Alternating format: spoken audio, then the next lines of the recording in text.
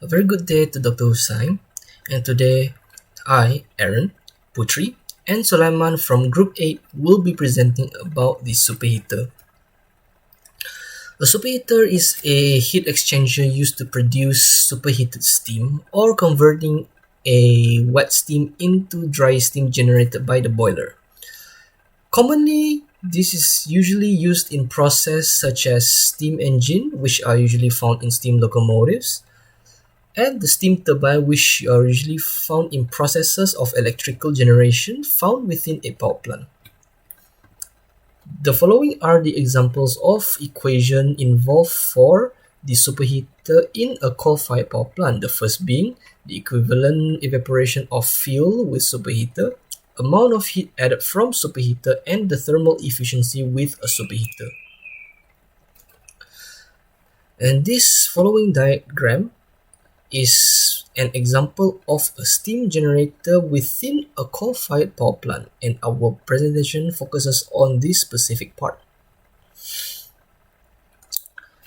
A superheater are usually used in processes where it requires a high final temperature and dry steam, or in other words, superheated steam. In the past, most locomotives use fire tube type superheater heated by a hot combustion gases. Nowadays, the most common use for it is power generation in steam turbines within a power plant. Steam engines have been replaced by electric motors and internal combustion engine around the early 20th century. It is still used in HRSG, or in other words, heat recovery steam generator, and for transport of steam. Both radiant and convective superheaters are implemented in boilers for better temperature control under variable load. That's all from my part, and I would like to pass on the next phase of presentation to Putri. Thank you.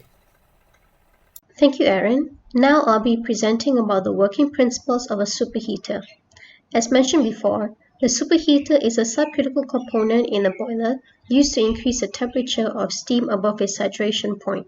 Since the 20th century, the technology behind a superheater can be seen used as early as the invention of steam engines, whereby increasing the heat energy from the steam increases its efficiency. Nowadays, the use of a superheater can be most commonly found in a water tube and fire tube boiler. Here we have is a simplified design of a water tube boiler, in which it comprises of two tanks connected to pipes known as riser tubes. The top tank is called a steel drum, in which liquid water is separated from the saturated steam and is channeled to the superheated pipes. At the same time, the liquid water collected in the steam drum will then be recirculated back into the evaporator to be reheated. As the superheated pendant will absorb the heat by convection and radiation from the flue gas combustion, dry saturated steam is then further heated at constant pressure, and once the process is done, saturated steam will become superheated steam. In a fire tube boiler as shown in the figure, flue gases will travel in a fire tube in which the surrounding water will convert into saturated steam.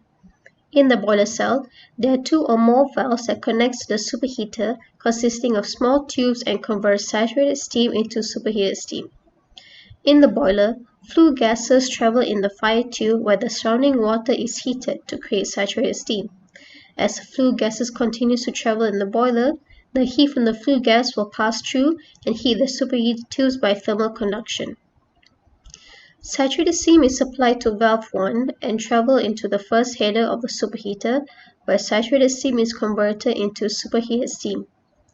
As superheated steam is acquired from valve 2, heat from the gas continues to travel throughout the boiler before exiting into the atmosphere.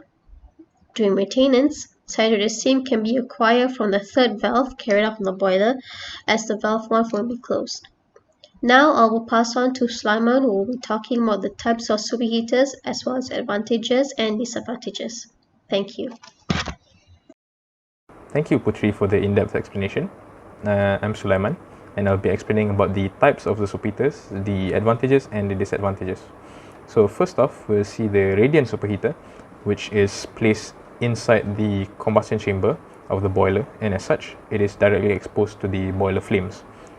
So the absorption of the heat is done by radiation from the burner flame, and it is used when the saturated steam is 100 degrees less than the superheated steam temperature.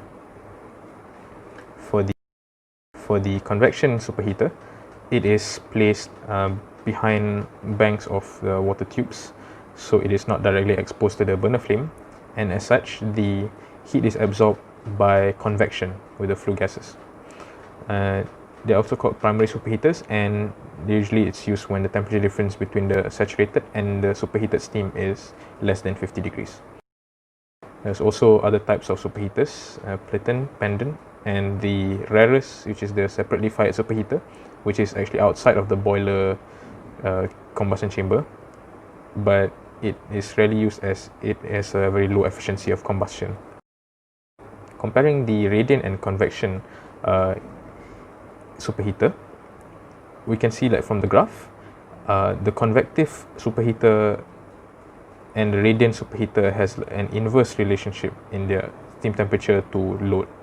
So for the radiant superheater, the steam temperature is actually quite high when the load is low, but it decreases as the load increases, as the amount of heat that is absorbed by radiation from the burner flame remains the same while the steam mass flow rate increases.